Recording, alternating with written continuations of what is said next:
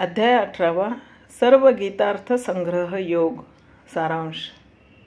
या लागी त्याग संन्यास पुसावयाचे घेऊनी मिस परतविलेची दुस गीतेचे ते 18वा अध्यायो नोहे हे एकाध्यायी गीताचे आहे। ज्ञानेश्वरी। समुद्राला मिळण्याच्या वेळी जसे गंगेचे पात्र विस्तार पावते त्याप्रमाणे या शेवटच्या अध्यायावरील श्री ज्ञानेश्वर महाराजांची टीका विस्तृत झाली असून काव्य उपमा अलंकार यांनी पूर्णपणे नटलेली आहे।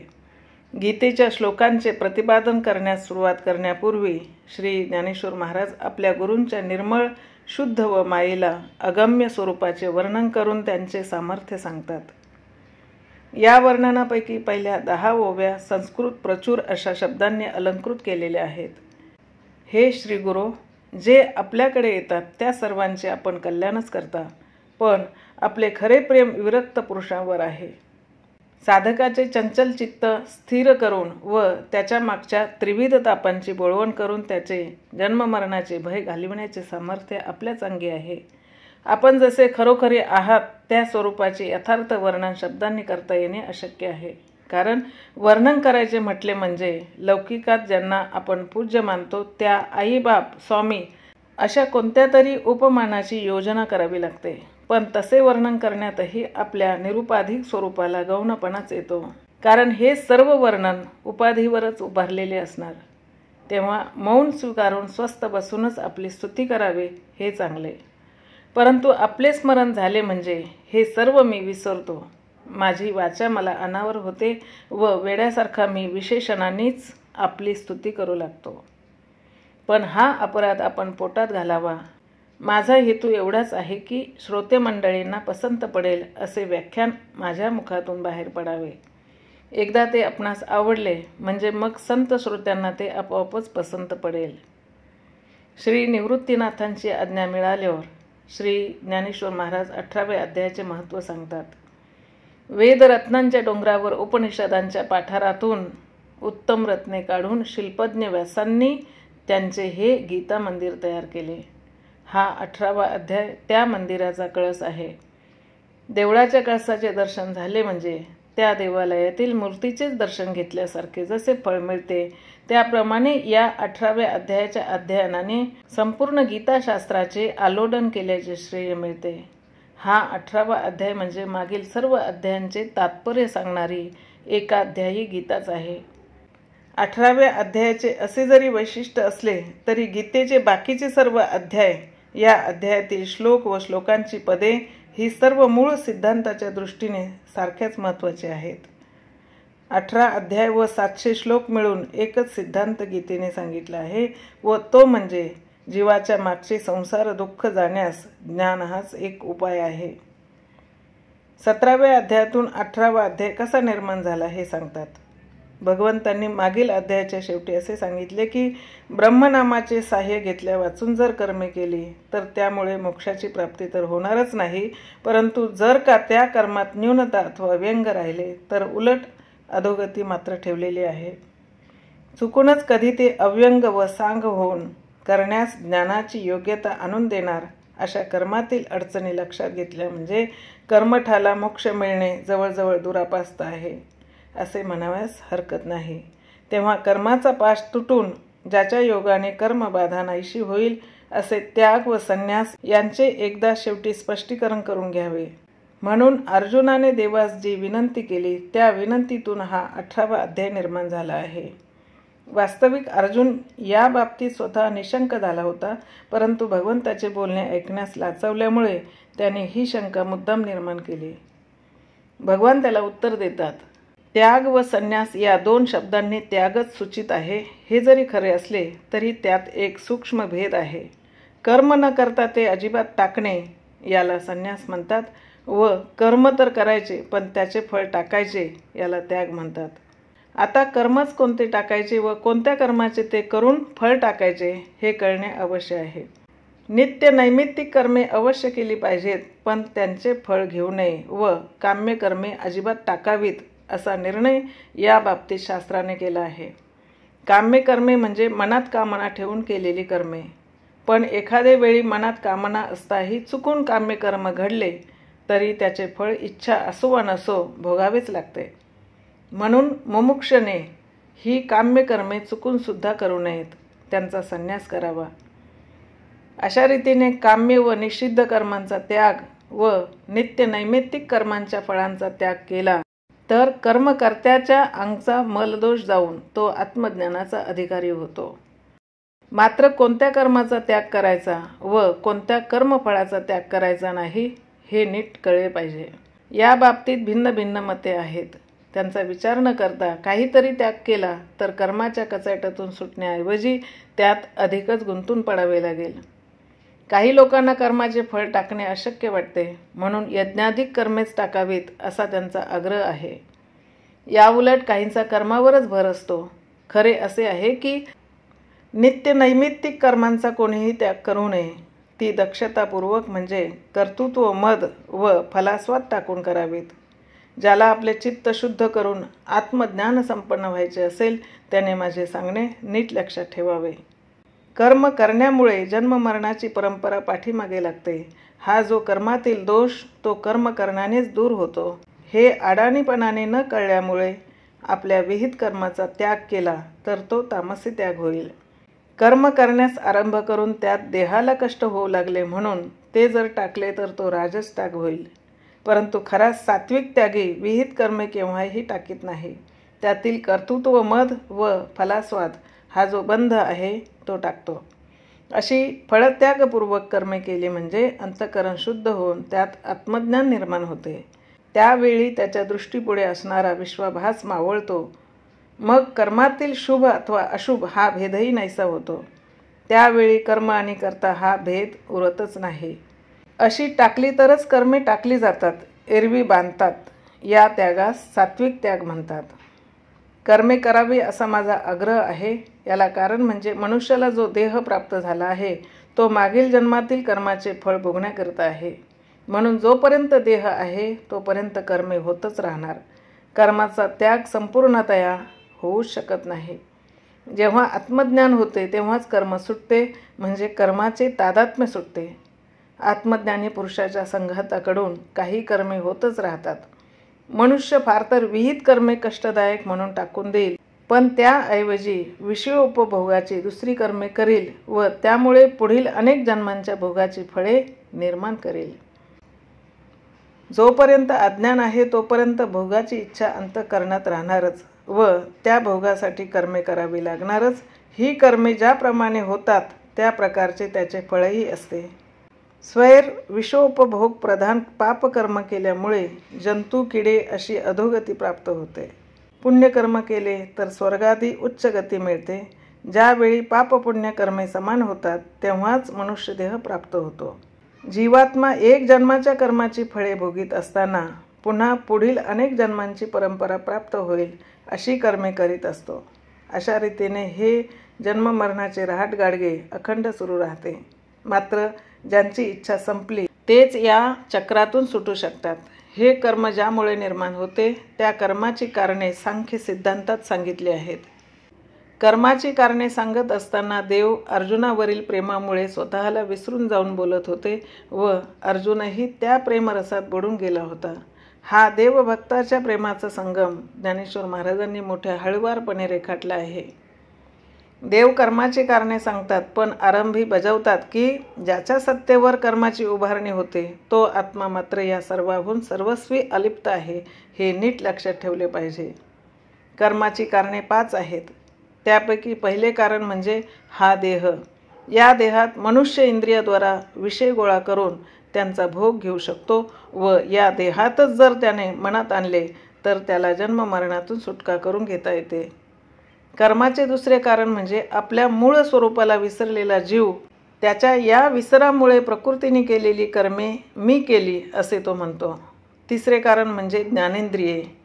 त्यांच्याद्वारा बुद्धीचे ज्ञान फाकते. एकाच प्राणवायूचे जे प्राण अपान असे निरनिराळे भेद होतात ते कर्माचे चौथे कारण आहे व 10ही इंद्रियांवर अनुग्रह करणाऱ्या ज्या देवता आहेत ते कर्माचे 5वे कारण आहे. ही 5ही कारणे त्या कर्माचे हेतूही आहेत. कोणत्याही कर्माचा संकल्प प्रथम मनात उत्पन्न होतो, मग तो वाणीद्वारा प्रगट होतो. ते कर्म जर शास्त्राप्रमाणे घडत असेल तर त्याला पुण्यकर्म म्हणतात. शास्त्राचे साह्य नसेल तेव्हाही कर्म होतेच, पण ते अन्याय कर्म होय. या सर्व कर्मांहून व कर्मकर्त्यांहून आत्मा अलिप्तच असतो, परंतु देहच मी आहे अशा समजुतीच्या मूढ लोकांना हे कळत नाही.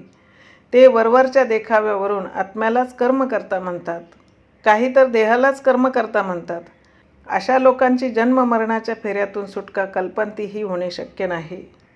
सुटकेचा फक्त एकच उपाय आहे, तो हा की कर्म करून जे या कर्मपाशातून मुक्त झाले त्या पुरुषांची राहणी वारंवार डोळ्यापुढे ठेवून त्याचा निरंतर विचार केला तर त्यांनाही मुक्त होता येईल. हा मुक्त पुरुष मुक्त होण्यापूर्वी इतरांप्रमाणे विश्व हे वेगळेपणाने पाहत होता, परंतु त्याच्यावर गुरूंची कृपा होऊन त्यांनी त्याला तत्वमसी महावाक्याचा उपदेश केला. त्या वाक्याच्या निधिध्यासामुळे त्याला त्याचे मूळचे आनंद अद्वय असे स्वरूप सगळीकडे दिसू लागले. सर्व ठिकाणी मीच ओतप्रोत भरून राहिलो आहे असा अनुभव असल्यामुळे त्याला कर्म हे भिन्नत्वाने उरतच नाही व त्यामुळे कर्माचा कर्तेपणाही नाहीसा होतो. परंतु ज्या कारणांमुळे त्याला देह प्राप्त झाला ती जोपर्यंत शिल्लक आहेत व देह उभा आहे तोपर्यंत त्याच्या संघाताकडून कर्मे होतच असतात.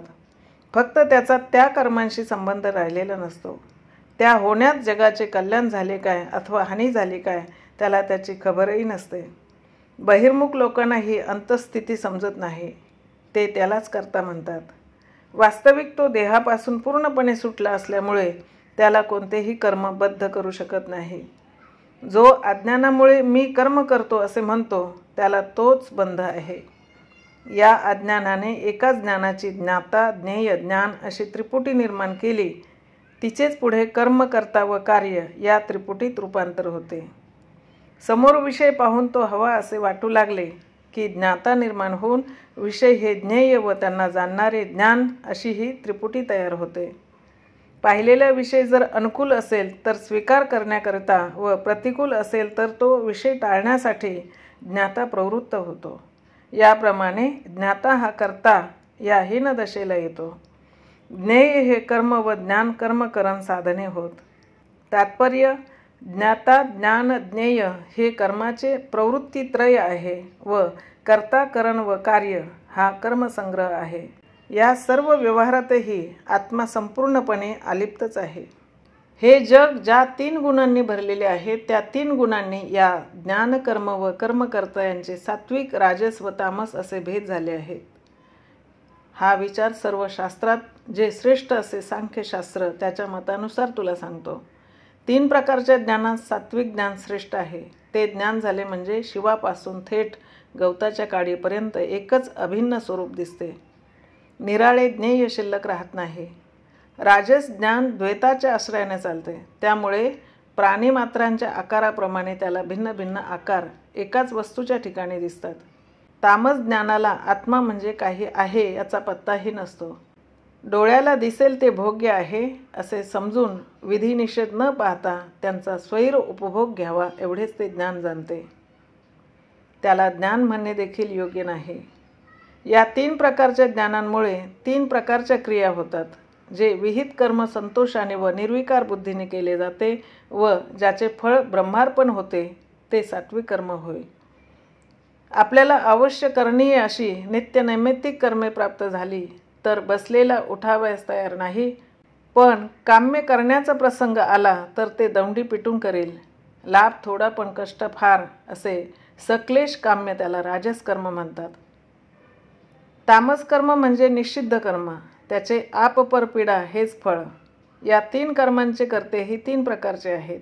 विहित कर्मे कर्तृत्व मद व फलास्वाद टाकून आदराने यथाविधी करणारा सात्विक कर्ता आपले कर्म करताना देहाला कितीही कष्ट पडले तरी त्याची पर्वा करीत नाही व कर्म सांग झाले तरी त्याबद्दल त्याला फुंज होत नाही अथवा असांग राहिले तरी त्यामुळे कष्टी होत नाही.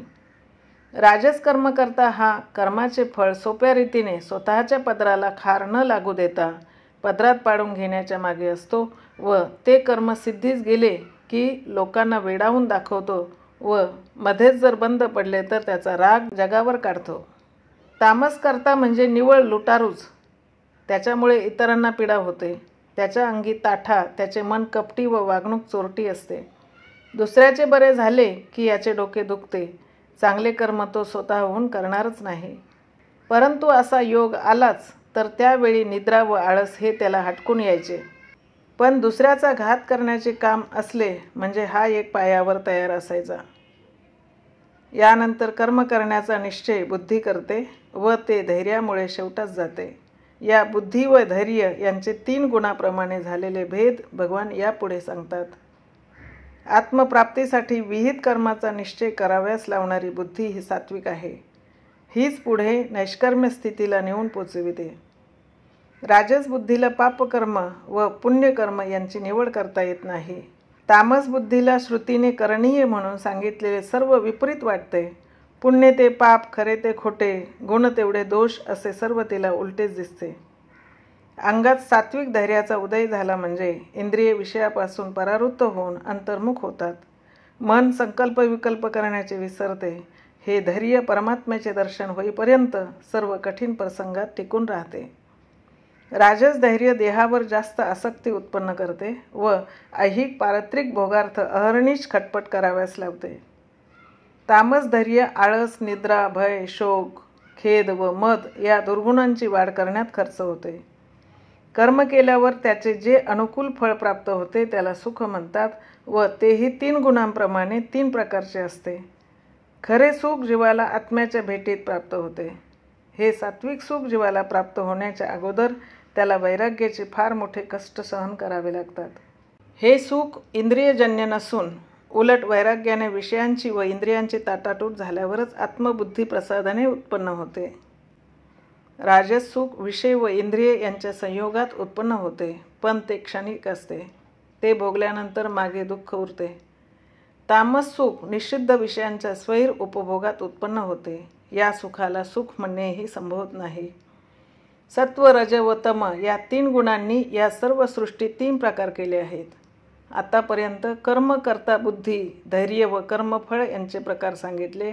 या 3 गुणांनी ब्रह्मा, विष्णू, महेश असे 3 देव, स्वर्ग, नरक, पाताळ असे 3 लोक, त्याप्रमाणे ब्राह्मण, क्षत्रिय, वैश्य व शूद्र असे 4 वर्ण निर्माण केले आहेत. या 4 वर्णांना शास्त्रांनी यथायोग्य अशी 4 प्रकारची कर्मे लावून दिली आहेत. ब्राह्मणाला उत्कृष्ट अशा 9 गुणांचे कर्म सांगितले आहेत. ते गुण म्हणजे शम, इंद्रिय स्वाधीन करून बुद्धी अंतर्मुख करणे; दम, बाह्य इंद्रिय विहित कर्मचरणात बांधून अधर्माकडे चुकूनही जाऊ न देणे; तप, ईश्वर चिंतनात मन निमग्न करणे; शौच, निर्विकार मन व शुद्ध आचरण; क्षमा, सर्व सहन करणे; आर्जव, शत्रू असला तरी त्याच्याशी सरळ वागणे; ज्ञान, ईश्वर प्राप्तीचे ध्येय डोळ्यापुढे ठेवून शास्त्राचा अभ्यास; विज्ञान, अंतःकरण शुद्ध करून बुद्धीला ईश्वर दर्शन होणे; आस्तिक्य, शास्त्राबद्दल निस्सीम आदर. क्षत्रियांना पुढील सद्गुणांचे कर्म लावून दिले आहे. शौर्य, दुसऱ्याच्या मदतीची अपेक्षा न ठेवता आपले कार्य शेवटास नेणे; तेज, आपल्या अंगच्या सामर्थ्याने व गुणाने जगाला विस्मित करून टाकणे, पण आपली वृत्ती त्यामुळे शुद्ध न होऊ देणे; धैर्य, कोणत्याही प्रसंगी ज्यामुळे बुद्धी स्थिर राहते; दक्षता, विकारावर मात करते ती; युद्धभूमीवर शत्रूला कधीही पाठ न दाखविणे; ज्याला जरूर असेल त्याप्रमाणे उदारपणे दान देणे व प्रजेचे पालन केल्यामुळे प्रजाप्रेमाने याची आज्ञा स्थिरसावध्य मानते, तो ईश्वरभाव.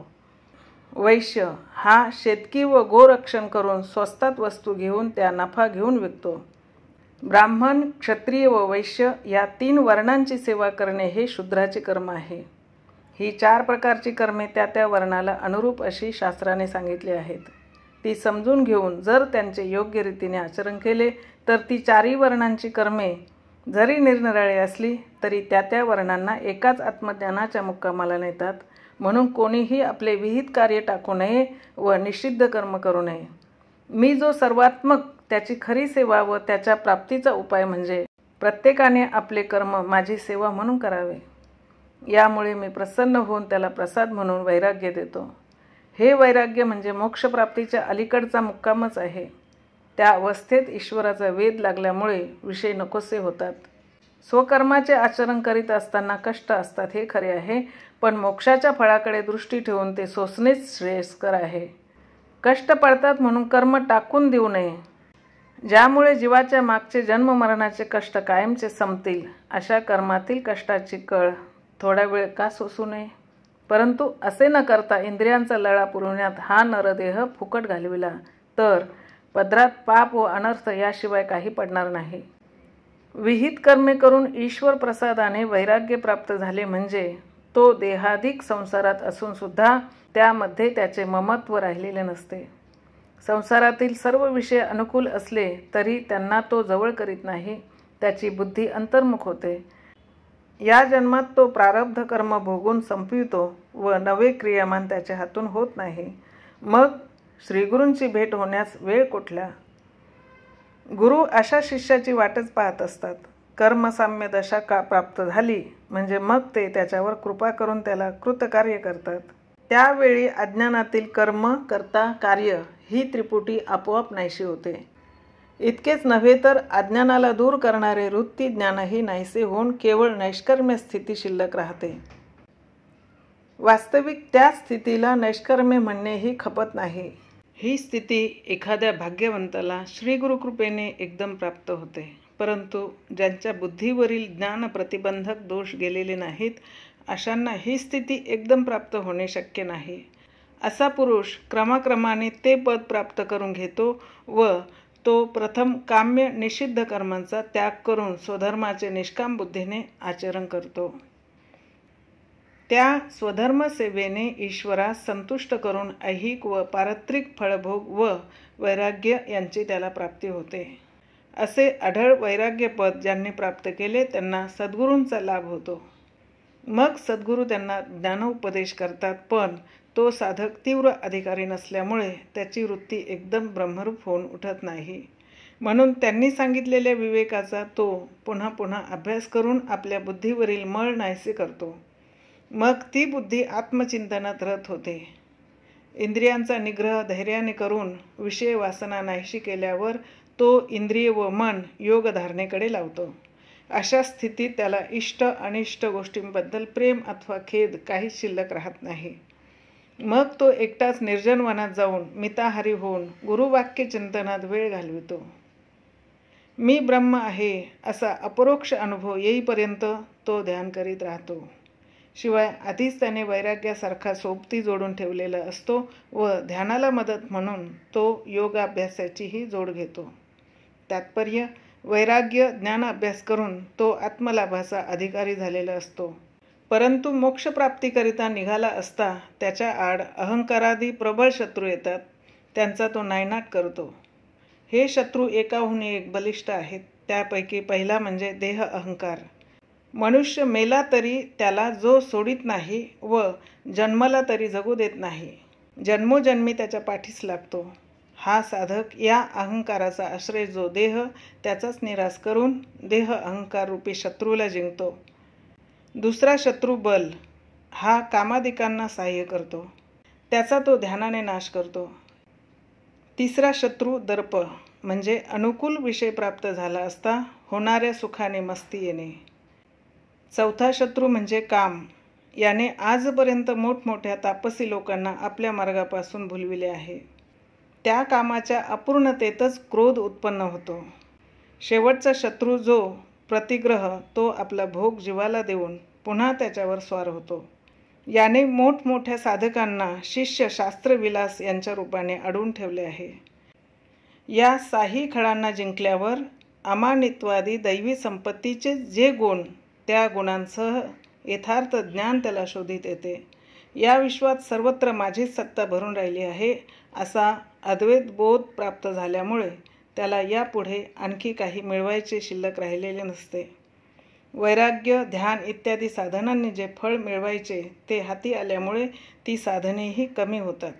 ज्ञानाचा पूर्ण परिपाक अशी जी शांती ती त्याला प्राप्त होऊन तो ब्रह्मस्थितीच्या अगदी जवळ आलेला असतो. त्यानंतर विश्वातील भेद प्रतीती मावळून एक माझ्या वाचून दुसरे काहीच नाही असा अद्वैत अनुभव त्याला येतो. हीच माझी श्रेष्ठ भक्ती आहे. आर्त जिज्ञासू व अर्थार्थी या दृष्टीने हिला चौथी भक्ती म्हणतात. वास्तविक ती माझी सहज स्थिती आहे. या माझ्या सहज स्थितीलाच भक्ती हे नाव आहे. इतर 3 भक्तीत अज्ञानामुळे द्रष्ट्याला दृश्य केले जाते. सहज भक्तीत एक द्रष्टाच उरतो. ज्ञानी भक्त जरी शरीराने वेगळा दिसत असला तरी तो माझे स्वरूपच झालेला आहे. या अभिन्न स्थितीत स्वभाववशात त्याच्या संघाताकडून जी जी क्रिया होते ती माझ्या महापूजेत जमा होते. त्याला जन्म जरा मरण उरत नाही. तो आता अज अमर आनंदमय अशा स्थितीला पोचलेला असतो. ही स्थिती शब्दाने वर्णन करण्यापलीकडची आहे.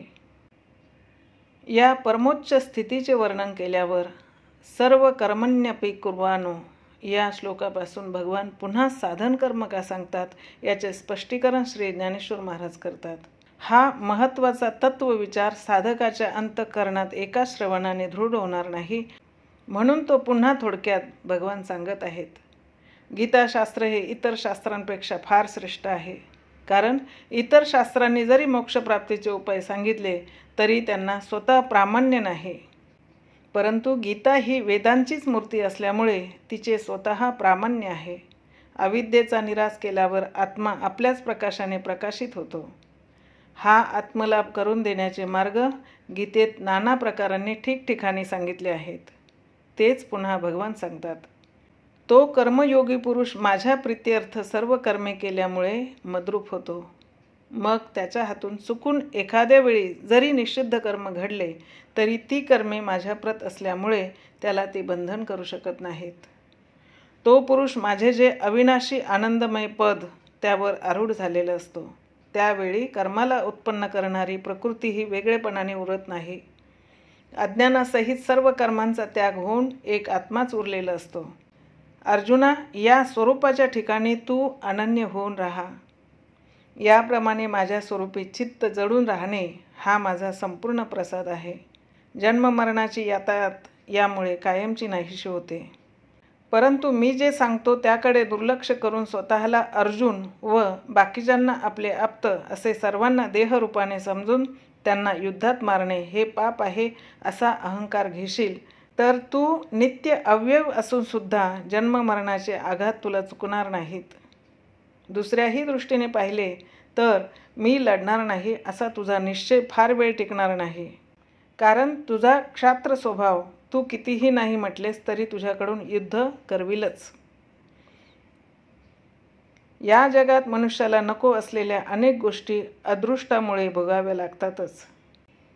तेच अदृष्ट आता तुझ्याकडून युद्ध करविणार आहे. तू एवढे कर की हे अदृष्ट ज्या ईश्वराच्या अधीन आहे त्याला शरण जा, म्हणजे त्याच्या तडाख्यातून सुटशील. हा ईश्वर सर्वांच्या प्रमाणे तुझ्याही हृदयात आहे, पण मायेचा पडदा आड लावून तो सर्वांना फिरवित असल्यामुळे तो दिसत नाही. मी कर्म करणारा हा जीवाच्या ठिकाणी अहर्निश स्फुरणारा अहंकार गेला की तो जीवच ईश्वराच्या रूपाने प्रगट होतो. अर्जुनपणा न घेता मी म्हणून जे शुद्ध स्फुरण स्फुरते ते त्याचे रूप होय. ईश्वर हा विश्वाचा नियंता असून त्याची सत्ता प्रकृतीवर चालते. ही प्रकृती मनुष्याकडून कर्म करून घेते. कर्म करणे किंवा न करणे हे प्रकृतीच्या अधीन आहे. म्हणून मनुष्याने कर्माचे कर्तृत्व प्रकृतीवर सोपवून हृदयस्थ ईश्वराला शरण जावे, म्हणजे तो त्याला अक्षय अशा स्वरूप शांतीचा लाभ करून देतो. आतापर्यंत सर्व ज्ञानाचे सार व आजपर्यंत कोणाला न सांगितलेली गुप्त गोष्ट तुझ्या प्रेमामुळे तुला सांगितली.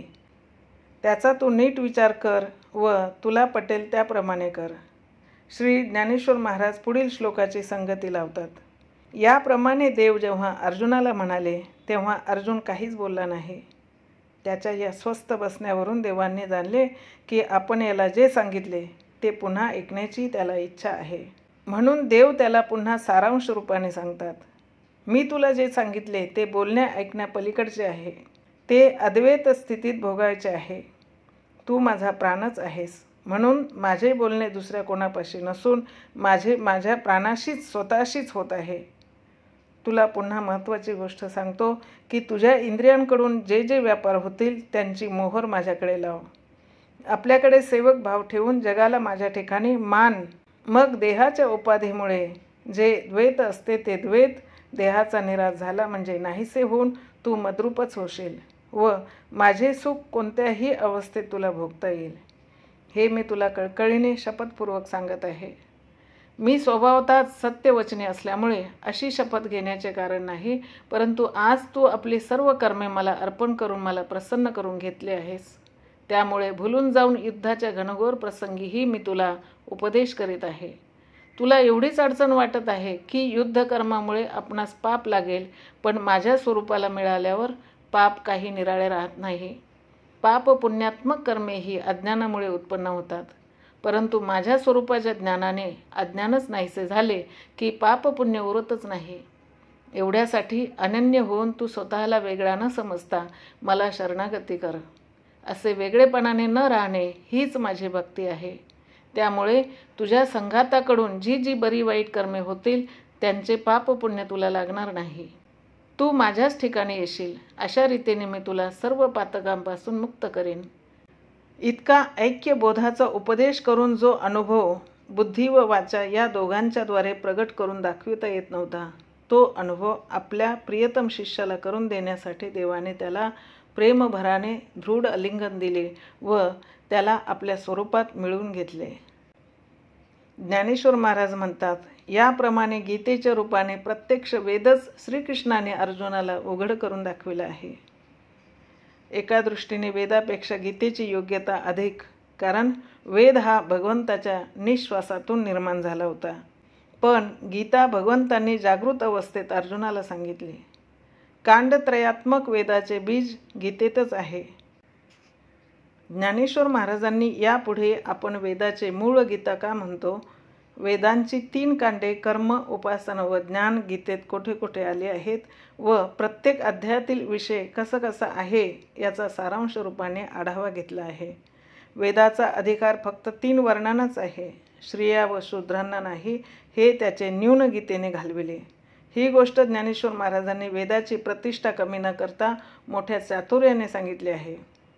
संसार दुःखात सापडलेल्या शूद्र व स्त्रिया यांचा उद्धार करणारा कोणी नाही हे पाहून वेदानेच गीतेचा अवतार घेऊन ती अडचण दूर केली. आता यापुढे मोक्षाचे अन्नछत्र सर्रास सर्वांना मोकळे केले आहे. ज्ञानेश्वर महाराज अर्जुनाची प्रशंसा करतात. याच्या प्रेमामुळेच भगवंतांनी हे गुह्य सांगितले. त्यामुळे जगाला जन्ममरणाच्या संसारातून सुटण्याचा मार्ग मिळाला. धन्य तो अर्जुन व धन्य त्याचे पवित्र कुळ. अनंत जन्मीचे पुण्य गाठी असेल तरच हे गीताशास्त्र ऐकण्यास मिळते, पण ऐकावयास मिळूनसुद्धा त्याचे जर शास्त्र संप्रदायपूर्वक अनुष्ठान घडले नाही तर ते उपयोगाला येत नाही. गीतेचा अधिकारी म्हणजे तपी, देव व गुरु यांचा भक्त, ऐकण्याची चाड बाळगणारा व माझ्या संबंधी ज्याला आदर आहे अशा गुणांनी संपन्न असणारा, परंतु हे गुण जर अंगी नसतील तर तो ब्रह्मदेवाच्या योग्यतेचा असला तरी त्याला कौतुकाने देखील गीता सांगू नये, त्याचा काही उपयोग होणार नाही. मग अधिकार संपन्न पुरुषाला ईश्वर प्रसन्न व्हावा या एका हेतूने जो गीता सांगेल तो गीतेचा वक्ता मला फार प्रिय आहे. त्याला मरणानंतर मी माझ्या स्वरूपी मिसळून घेतो. जे श्रोते श्रद्धेने व आदराने गीता ऐकतात त्यांनाही तेच फळ मिळते. गीतेचा संप्रदाय व फळ सांगितल्यावर देवांनी अर्जुनाला प्रश्न केला आहे. त्याची संगती श्री ज्ञानेश्वर महाराज सांगतात. भगवंतांनी दृढ आलिंगन दिल्यावर अर्जुन हा पूर्ण ब्रह्मस्थितीतील समाधी सुख भोगीत होता, परंतु पुढे त्याच्या हातून भगवंताला युद्ध करवायचे होते, म्हणून प्रश्न विचारण्याच्या निमित्ताने त्यांनी त्याला देहभानावर आणले. देवांनी प्रश्न विचारला की अर्जुना, तुझ्या ठिकाणी मी कर्म करणार नाही असा आग्रह अद्याप शिल्लक राहिला आहे का? या प्रश्नाचे उत्तर अर्जुन देहभानावर येऊन सद्गतीत अंतःकरणाने पुढील प्रमाणे देत आहे. देवा, तुझ्यासारखा समर्थ सद्गुरू इतक्या कळकळीने ज्ञानाचा उपदेश करीत असताना माझ्या ठिकाणी मोह राहील असे तुला कसे वाटते? जेथून मोह उत्पन्न होतो ते अज्ञानच तुझ्या प्रसादाने नाहीसे झाले आहे. मला तुझ्याशिवाय दुसरे काहीच दिसत नाही. मी कर्म करीन अथवा कर्म करणार नाही हे जेव्हा तुझ्याहून विभक्त होतो त्यावेळी स्फुरत होते. आता ऐक्यस्थितीत हे काहीच शिल्लक राहिले नाही. आता तू सांगशील तेच एक मला प्रमाण आहे. वाटेल ते करण्याविषयी मला आज्ञा दे. आपल्या उपदेशाचा अपेक्षेबाहेर चांगला परिणाम झालेला पाहून देव आपला देवपणा विसरून आनंदाने नाचायला लागले. अर्जुन हा कधीकधी ब्रह्मस्थितीत तर कधीकधी देहभानावर सद्गदित होऊन त्यांच्यापुढे उभा राहिलेला होता. हे सर्व दृश्य पाहून सात्विक अंतःकरणाच्या संजयाला अष्टसात्विक भावांचे भरते आले. तो श्रीकृष्ण श्रीकृष्ण असे म्हणू लागला. आपण काय यात कश्चित घोडे आखणारे, पण युद्धासारख्या प्रसंगीही आपणास हा ब्रह्मानंद भोगाव्यास मिळत आहे, याबद्दल ज्यांच्या कृपेने हे घडून आले आहे त्या श्री व्यासांचे उपकार तो वारंवार आठवित होता. त्याला आपल्या मालकाची म्हणजे धृतराष्ट्राची ही आठवण झाली. धृतराष्ट्र बाहेर चर्मचक्षुंनी आंधळा व आत पुत्रस्नेहाने आंधळा, त्यामुळे त्याला संजयाचे हे भगवत प्रेमाने उचंबळून येणारे उद्गार मानवेनात. त्याचे मन पुत्रस्नेहात गुंतून जाऊन पुत्राच्या जयाची वार्ता ऐकण्याकडेच लागले होते. म्हणून संजयाने जरी धृतराष्ट्राला हाक मारून या प्रसंगाकडे त्याचे लक्ष वेधले तरी त्याच्यावर त्याचा काही परिणाम झाला नाही. उलट तो संजयावर रागवून म्हणाला, तुला व्यासांनी लढाईचा वृत्तांत सांगण्याकरता येथे बसविले आहे का श्रीकृष्णाच्या प्रेमाची भाकड कथा वर्णन करण्याकरता बसविले आहे? आता जे युद्ध सुरू झाले त्यात जय कोणाचा होणार हे जाणण्याची मला उत्कंठा लागून राहिलेली आहे. मला स्वतःला तर असे वाटते की दुर्योधन हा अर्जुनापेक्षा अधिक पराक्रमी व त्याचे सैन्यही संख्येने 1.5 पट असल्यामुळे त्याचाच जय होईल. मी बोलतो ते बरोबर आहे ना? तुझे मत जसे असेल तसे सांग. अशा रीतीने धृतराष्ट्राच्या प्रश्नाच्या आधारे श्री ज्ञानेश्वर महाराजांनी गीतेच्या शेवटच्या श्लोकाची संगती कौशल्याने लावली आहे. संजयाच्या उत्तराचा अनुवाद करताना ज्ञानेश्वर महाराजांनी एका पाठीमागे एक असे अनेक दृष्टांत दिले आहेत. अर्जुनाचा जय होईल असे एकदम सांगितले तर ते आपल्या मालकाला रुचणार नाही, म्हणून तेच उत्तर खुबीदार रीतीने सांगून संजय शेवटी आडपडद्याने म्हणतो, विजय स्वरूप श्रीकृष्ण व विजय तर अर्जुनाचे नावच. तेव्हा हे दोघे ज्या बाजूला आहेत तेथे जय निसंशय आहे, त्याप्रमाणे तेथे सुख व कल्याणही आहेत. हे मी व्यासांचे नाव घेऊन प्रतिज्ञेने सांगत आहे. गीतेचा अनुवाद केल्यानंतर गीतेची महती व फळ सांगतात. वेद अनंत बोलला आहे, त्याचे सार महाभारताच्या 1.25 लाख श्लोकात आले आहे व त्या महाभारताचेही सार या गीतेच्या 700 श्लोकात आले आहे. पुन्हा त्या 700चीही सार म्हणजे हा गीतेचा शेवटचा श्लोक आहे. जो या एकाच श्लोकावर विश्वास ठेवून वागेल त्याने संपूर्ण विश्व मात्र जिंकले असे म्हणावयास हरकत नाही. या गीतेचे 700 श्लोक जरी निरनिराळे असले तरी त्यांचे महत्त्व निरनिराळे नाही. ते सर्व एकाच योग्यतेचे आहेत. ही गीता म्हणजे संसारात शिंदलेल्या लोकांना विश्रांतीची जागा आहे. जो काया वाचा मने करून गीतेची सेवा करील त्याला संसारातील दुःख भासणार नाहीच, पण शिवाय अचिंत्य अशा ब्रह्माचा आनंद उपभोगास मिळेल. इतर शास्त्रात वाच्य व वाचक वेगळे असतात, तसे गीतेत नाही. गीतेत वाच्य व वाचक एक श्रीकृष्णच आहे. फार काय, गीता ही प्रभू श्रीकृष्णाची वाङ्मयी मूर्तीच आहे. सर्व विश्व संसार दुःखाने ग्रस्त झालेले पाहून भगवंताने हा ब्रह्मानंद अर्जुनाचे निमित्त करून सर्वांना सुलभ करून दिला आहे. गीतेच्या अर्थाचा जो विचार करेल तो तर ब्रह्म होईलच, पण नुसते श्रवण पठन केले तरी त्यालाही तीच योग्यता प्राप्त होईल. असे असल्यामुळे इतर शास्त्रे घेऊन काय करायचे आहे? एका गीतेची सर्वांनी अनन्य भावाने सेवा करावी. श्री व्यासांचा गौरव करतात. वाचेला अगम्य असा ब्रह्मविषयक संवाद श्रीकृष्ण व अर्जुन या दोघांमध्ये रणांगणावर झाला होता. तो संवाद 700 श्लोकात सुसंगत रीतीने ज्यांनी ग्रथित करून सर्व जगाला सुलभ करून दिला त्या व्यासांचा हा जगावर मोठा उपकार आहे. गीतेवर टीका करण्यास महामुनींच्या पुढे आपला पाड लागणार नाही याची जाणीव ठेवून अत्यंत नम्रपणाने परिहार देतात. गीतेचा अर्थ लावताना जेथे थोर भाष्यकारांच्या मती कुंठित होतात तेथे माझ्यासारख्याचा लागणार नाही हे खरे, परंतु माझी भिस्त गीता माऊलीवर आहे. ती थोर मुनींच्या बरोबर माझाही अंगीकार करेल. शिवाय मी व्यास व भाष्यकार यांच्याच मार्गाने चाललो असल्यामुळे ते ज्या मुक्कामाला पोचले तेथेच मी न चुकता जाईन. श्रीगुरु निवृत्तीनाथांचे उपकार स्मरतात, परंतु मला खरा आधार माझ्या समर्थ व सर्वतोपकारी गुरूंचा आहे. त्यांनी माझ्या पाठीशी उभे राहून हे कार्य मजकडून करविले. थोरांनी अंगीकार केला असता निर्जीव वस्तूंनाही मोठे सामर्थ्य येते असे पुराणांतरी दाखले आहेत. मी तर चित्त संपन्न व समर्थ गुरूंचा अनुग्रहित आहे. मग माझ्या मुखातूनच काय, पण श्वासोश्वासातूनही गीतेचे व्याख्यान निघेल यात नवल नाही. मी संस्कृतातील गीतेचा मराठीत अनुवाद केल्यामुळे ज्यांना संस्कृत येत नाही त्यांची मोठी सोय झाली आहे. त्यांनी माझी ही प्राकृत टीका वाचली तर त्यांना अधिकच संतोष होईल. अंतर्मुख वृत्तीचे श्रोते या ग्रंथाचे अधिकारी आहेत, पण इतरही जणांना साहित्य व काव्य या बहिरंगाचे सुख मिळाल्या वाचून राहणार नाही. आपली गुरु परंपरा सांगतात, क्षीरसमुद्राच्या ठिकाणी आदिगुरु श्री शंकरांनी प्राचीन काळी आपले गुह्यज्ञान पार्वतीला एकांतात सांगितले, पण त्या ठिकाणी माशाच्या रूपाने मत्स्येंद्रनाथ हजर होते. त्यांना ते ऐकावयास मिळाले.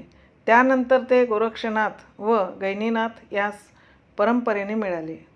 गैनीनाथांनी मात्र एक शिष्य एक गुरु एवढेच मर्यादित न ठेवता सर्व संसारग्रस्त जीवांना ते मिळावे म्हणून श्री निवृत्तीनाथांना देऊन त्याचा प्रसार सर्वत्र करण्यास त्यांना सांगितले.